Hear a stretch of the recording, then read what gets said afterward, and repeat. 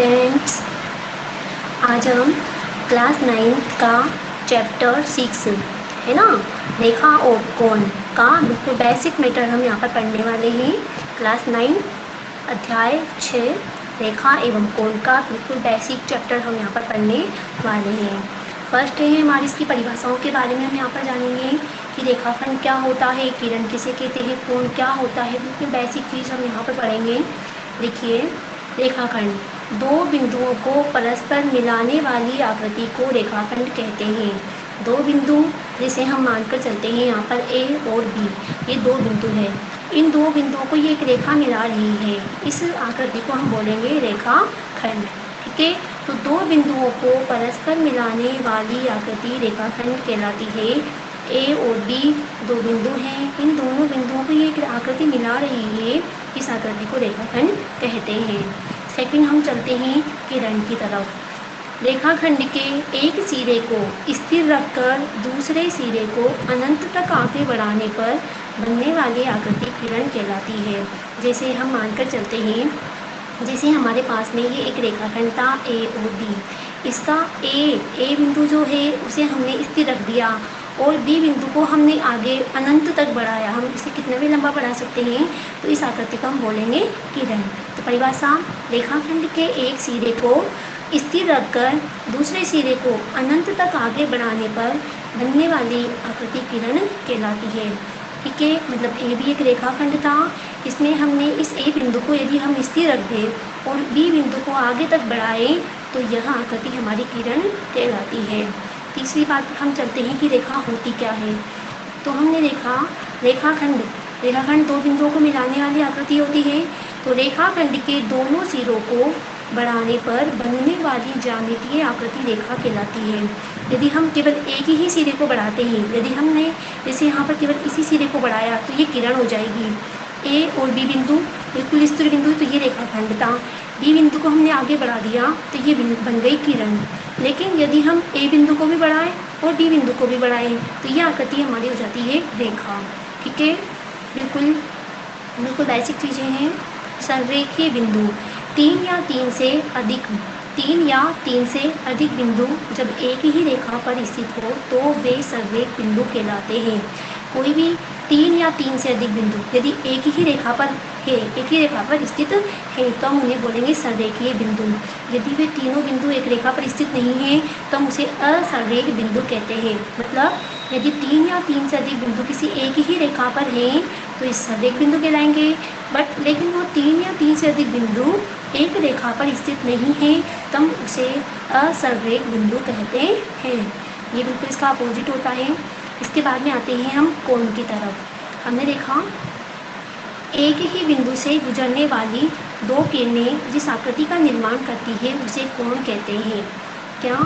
एक ही बिंदु से गुजरने वाली दो किरणें जिस आकृति का निर्माण करती है उसे कोण कहते हैं। जैसे ये बी बिंदु था, इस बी बिंदु से एक किरण गुजरी हमारी ए बी, दूसरी वाली किरण गुजरी बी सी, ये दोनों मिलकर इस आकृति का निर्माण कर रही है तो इस आकृति को हम बोलते हैं कोण। अब देखो ये जो ये किरणें हैं ना, ये क्या कहलाएगी? इसकी भुजा कहलाएगी, इस कोण की भुजा ए बी और बी सी। ठीक है, और ये जो बी बिंदु है ना, ये क्या कहलाएगा? इसका शीर्ष बिंदु कहलाएगा। बी बिंदु इसका क्या कहलाता है? शीर्ष बिंदु कहलाएगा।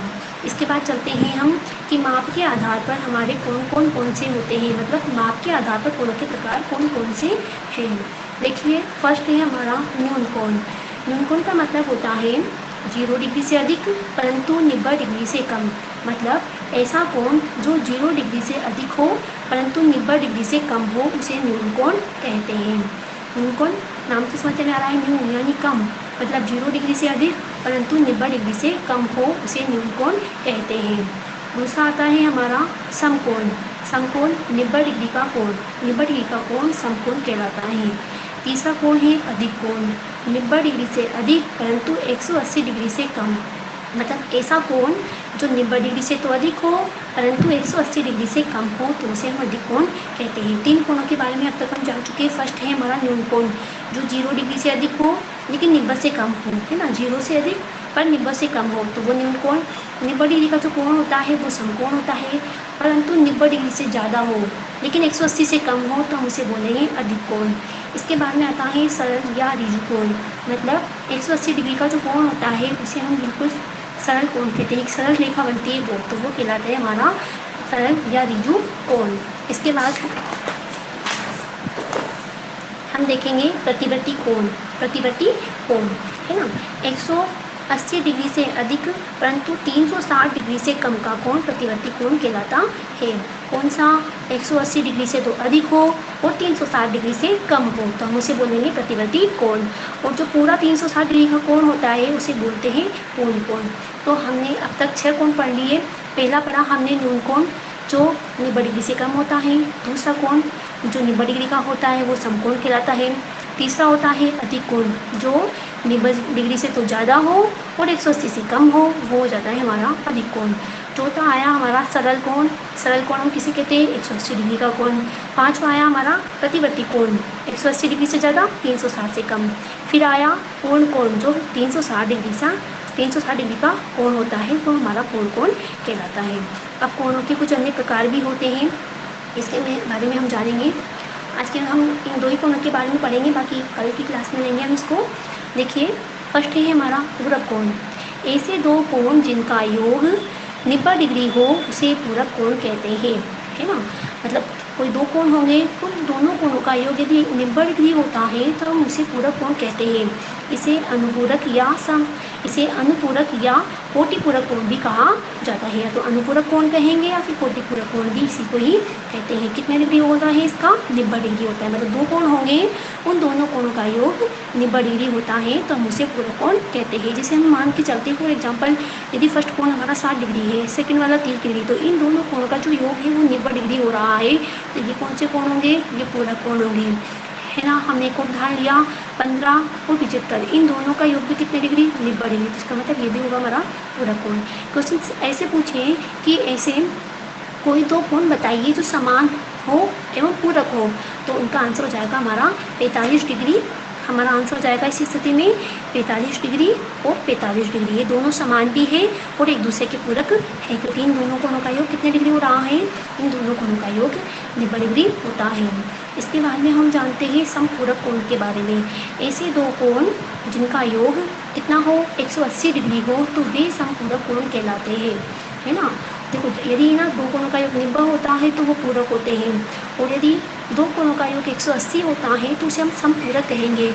जैसे 30 डिग्री और 150 डिग्री का है तो इन दोनों कोणों का योग कितना हो रहा है? 180 हो रहा है, तो ये दोनों कोण हमारे समपूरक कोण होंगे। जैसे हमने लिया 60 और 120, तो इन दोनों कोणों का योग भी कितना है? 180 है, तो ये दोनों कोण भी आपस में क्या होंगे? समपूरक होंगे। आज की क्लास हम यहीं समाप्त करते हैं। नेक्स्ट क्लास कल स्टार्ट होगी।